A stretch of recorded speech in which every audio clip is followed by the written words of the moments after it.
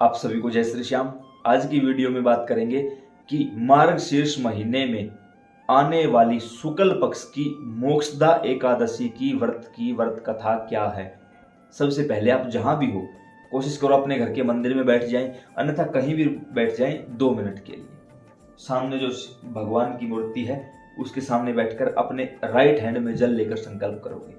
मान के चलो बाबा श्याम, हे बाबा श्याम मेरा नाम ये है, मेरे पिता का नाम ये है। मैरिड महिलाएं पति का नाम बोलेंगी।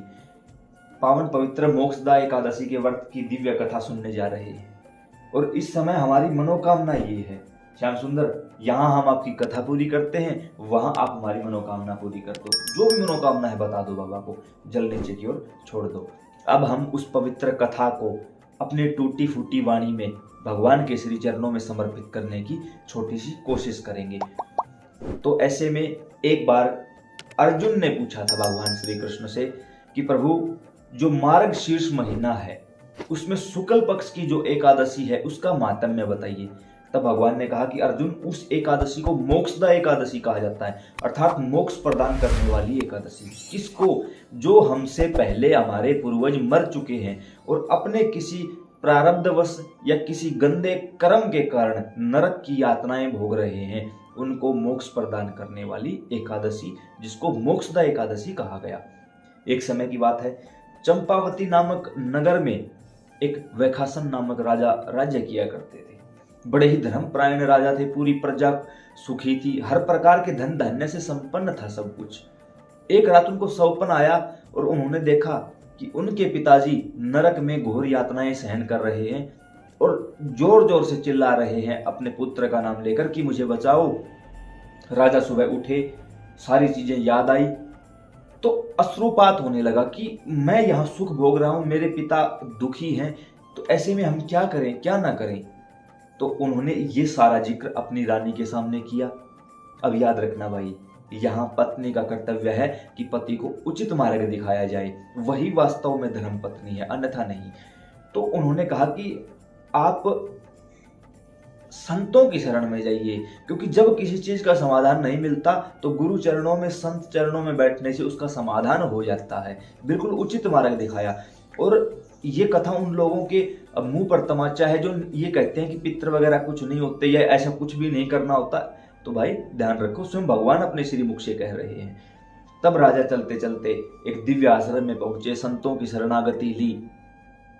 वहां जाकर उन्हें बहुत ही अच्छा अनुभव हुआ। ऐसे ही बैठे थे, लेकिन संत तो पता नहीं किस पर रीझ जाएं, कब रीझ जाएं।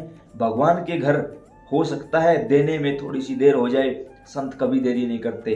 वहां पर ज्ञान और वैराग्य के चक्कर चूड़ामणि श्री पर्वत मुनि मौजूद थे उस समय पर। राजा ने श्री चरणों में प्रणाम किया, अपना सारा दुख बताया। दुख बताते बताते वो रो रहे थे।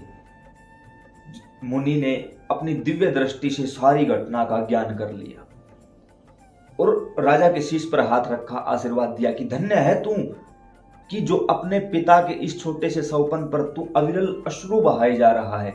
यानी तेरे अंदर इतनी लगन है कि मैं अपने पितरों को पार करवा दूं, कैसे भी मैं उनका दुख नहीं देख सकता। धन्य है तू। धन्य है वो हर एक व्यक्ति जो अपने पितरों की मुक्ति में लगा हुआ है, उनकी मोक्ष गति में लगा हुआ है, कैसे भी करके उनको सुख देना चाहता है। और यहाँ हम लोग किसी 2 कौड़ी के इंसान के बहकावे में आकर बोल रहे हैं अरे कुछ नहीं होते पितर। संतों से सुनो भाई, संत क्या बोल रहे हैं। तब उन्होंने बताया कि मार्गशीर्ष मास के शुक्ल पक्ष की एकादशी को मोक्षदा एकादशी कहते हैं। आप उस एकादशी का विधि पूर्वक व्रत करो, सारा दिन निराहार रहकर संतों की सेवा करो, भगवान का भजन करो।